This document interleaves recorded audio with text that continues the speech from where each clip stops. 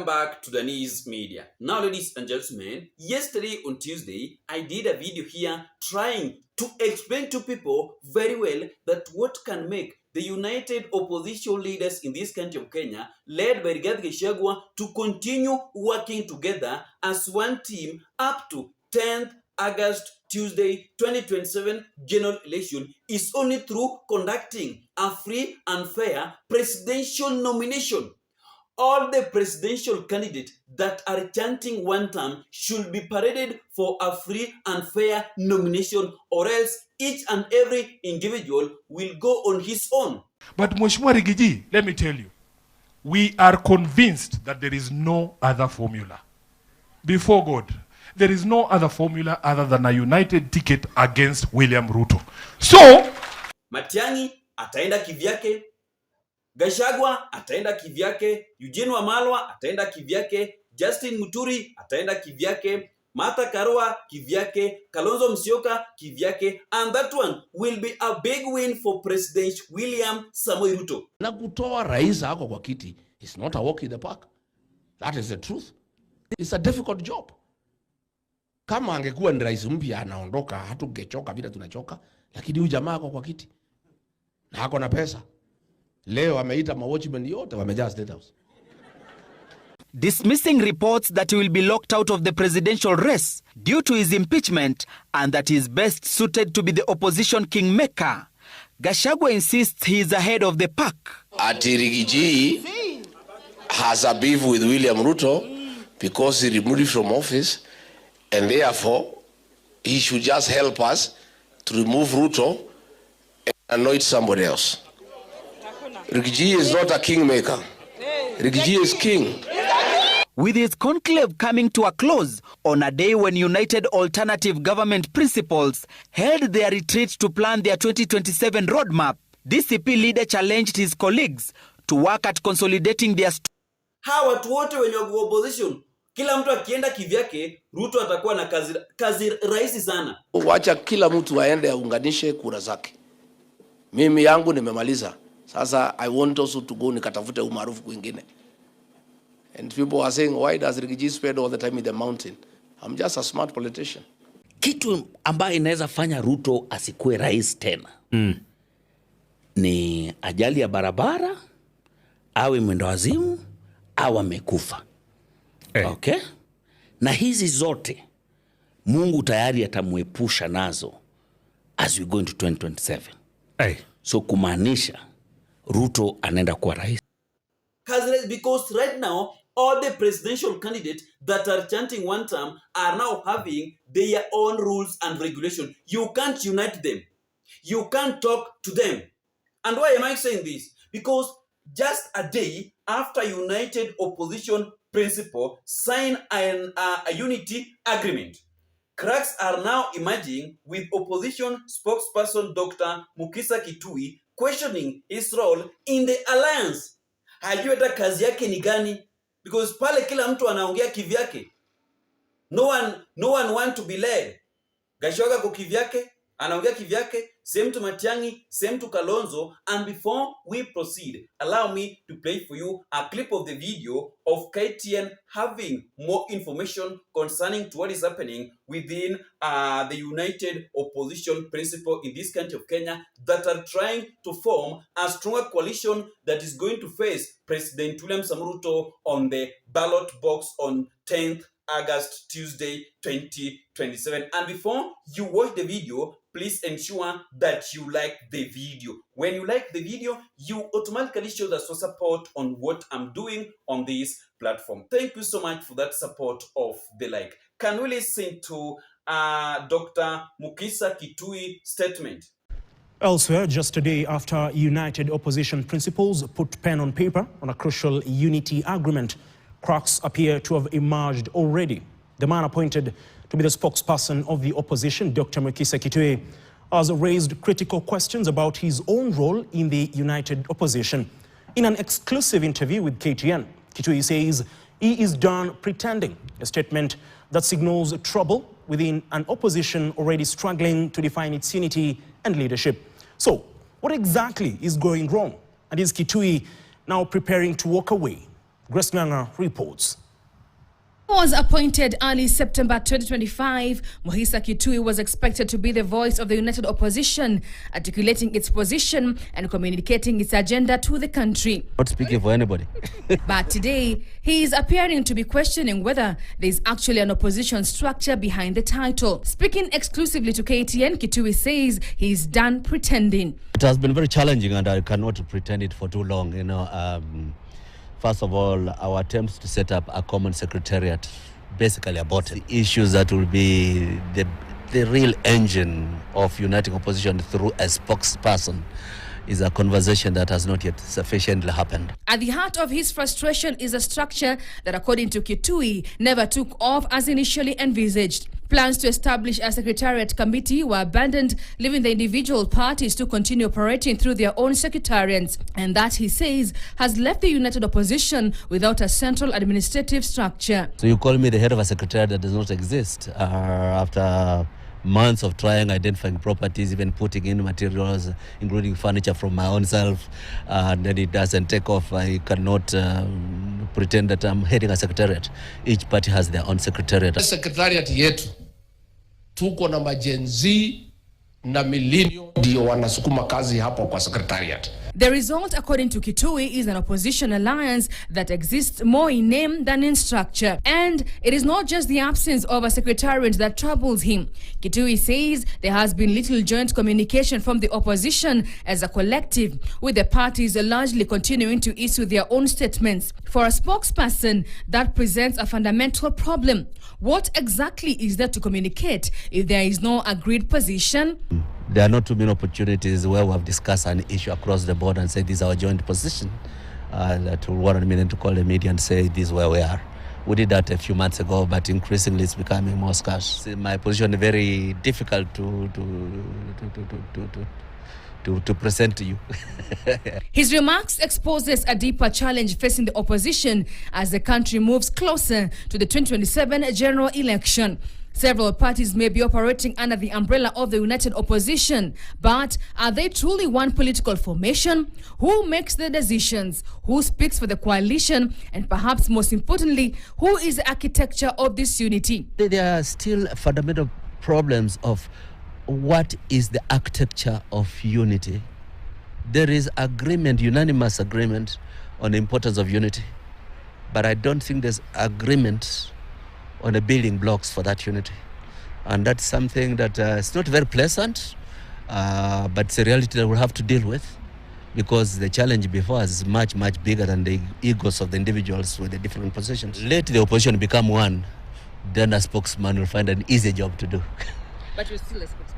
No, just on paper. I'm not saying that I'm having any role as a spokesperson of the opposition, because once in a while we do have discussions. Kitui says that this is the bigger challenge facing the opposition at the moment. For now, Kitui says he is a spokesperson without a functioning structure to speak for, and his frustration could be an early warning that the biggest battle for the united opposition may not be against the government, but within its own ranks over who leads, who decides, and what unity really.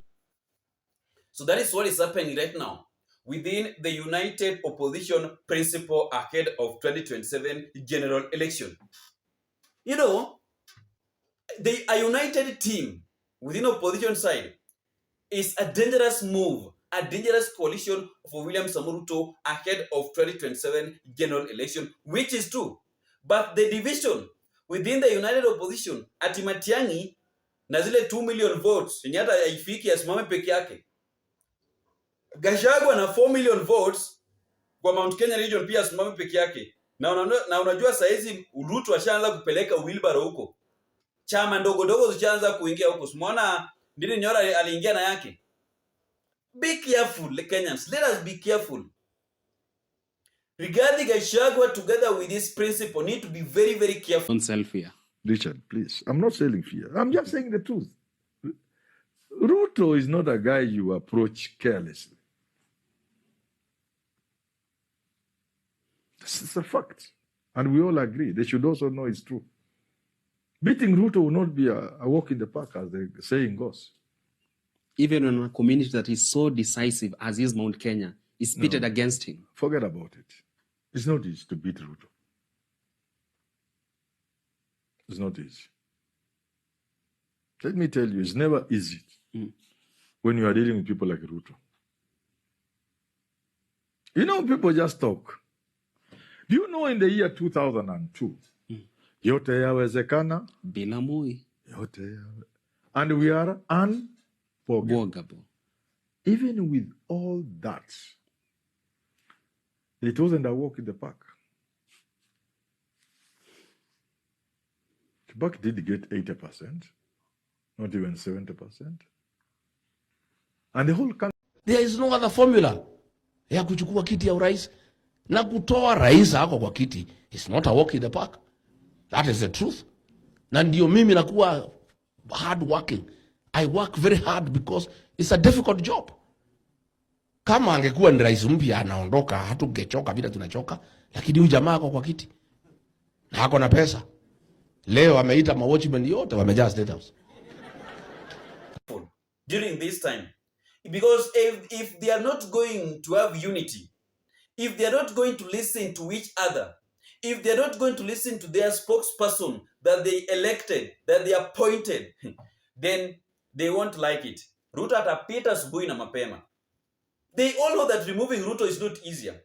But if they don't want to be controlled, then what is the work of Dr. Mukisa Kitui? Kazi yake nini hapo? Yani yeye pia anashangaa that kazi yake ni nini? He cannot control those people. Yet is the person who controlled the Azimio. Do you remember the Azimio Alliance? The coalition of 2022 of Barbara and Odinga. So hapa, no one wants to be controlled. That is the problem. How kila mtu akienda kivyake itakuwa ni noma kutoa Ruto. Because Wakenya pia watachanganyikiwa. The same way these opposition leaders are getting more confused day by day is the same way that Kenyans will also get confused and end up voting for William Samoei Ruto again. Yes, and I'm not afraid to say that one. A united opposition is dangerous threat to Ruto. But as played within the united opposition is a big win for William Samoei Ruto. Whereby right now, after the statement from spokesperson of the united opposition, Ruto is very happy. Because Ruto shaanza kuona that hapa ni kama watu watawachana before 2027. Kila mtu ataanza kuenda kivyake. And the reason why this one is happening, you know, Gachagua is also feeling that he's working a lot. He's doing a lot. Then later on, akina Matiang'i, akina Kalonzo, akina Eugene Wamalwa watataka kukuwa flag bearer. Yet instead of working, instead of doing consultation, having meetings, having rallies here and there, looking for networks nini, kazi yao ni kuita press conference. In a month, they can only have 2 rallies in a month. Yet Gachagua is busy doing. Hawa watu ni wajinga, by the way. I'm sorry to say that. Hawa kina Kalonzo is too lazy.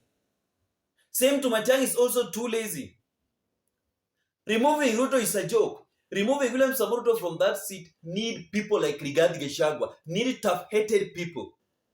It does not need people like Kalonzo. It needs people like Rigathi Gachagua, Edwin Sifuna. Those are the team. I'm not saying that Gachagua is a good person, no, but Ruto, to remove Ruto, need tough-headed people. Ruto need people like him to remove him. You need arrogant leaders like him, the way he's arrogant. Last hivyo, kutua Ruto itakuwa ni ndoto ba. Nyinyi hamjui Ruto.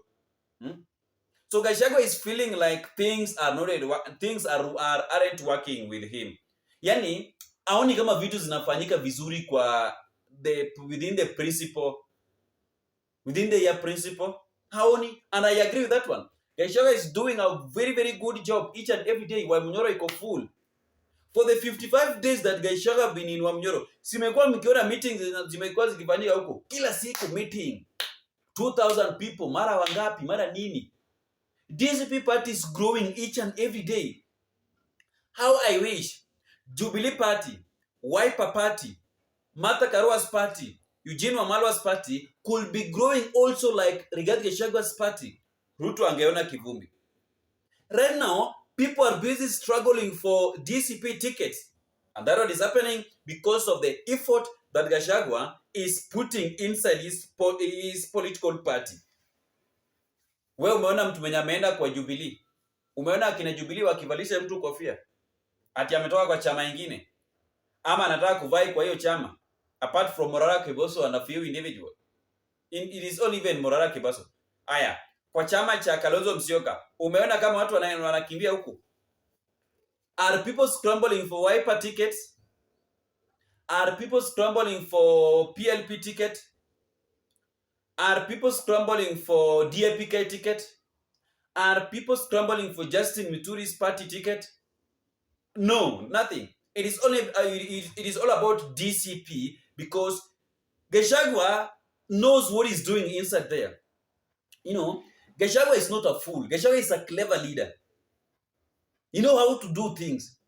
Gachagua have been using this opposition united principle to strengthen his political party, but they don't know. Yes, how watu hawajui. Gachagua have been ahead of everything. Yeye amekuwa akitumia hii wave ya united opposition kufanya nini? Kuimarisha chama chake. Na by the way, and even I can say this one without fear and contradiction. Without Gachagua, there is nothing like opposition. And if you want to agree with me very well, just wait tomorrow. Just wait. See, leo jioni Gachagua ataenda US na bibi yake for political issues. Kwenda kupanga watu huko nini polepole 1 2 3 kwa chama chake nini for finance kidogo angalie. Utaona kenye itakuwa inafanyika kwa opposition. Utaona kina Senator John Methu ndio wakikimbiza mambo left, right and center. Ngoja utaona. And I'm not afraid to tell you that one. Mutaona. Without Gachagua, there is nothing like opposition. You need to know that one. Rigiji.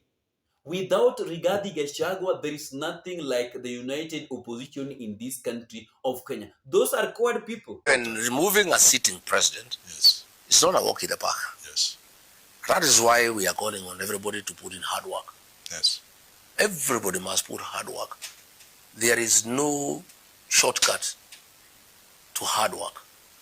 There must be. And there is no replacement for effort.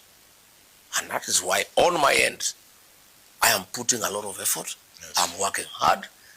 And I want to say I'm pleased that Kenyans have noted that I work hard. Yes. Because I can see online. Yes. Kenyans are saying, Grigi works hard.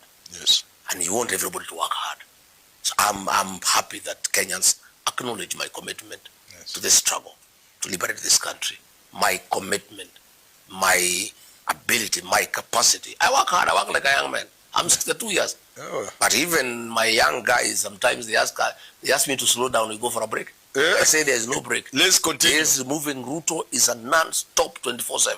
So You it is. cannot go on break, because if you falter a little, the guy will come back. Yes. And my concern and my worry, Yes. and I've told my supporters, if you look the extent to which this guy is going, Yes. the level of impunity, when he needs votes, Yes.